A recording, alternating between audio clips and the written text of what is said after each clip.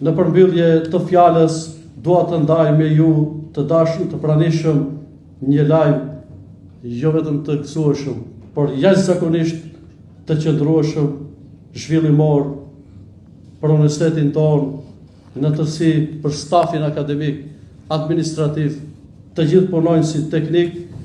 Sot universiteti ka nënshkruar marrëveshjen për bashkëpunim me Kuvendin e Republikës së Maqedonisë së Veriut, pas ndryshimeve të ligjit të arsimit të lartë.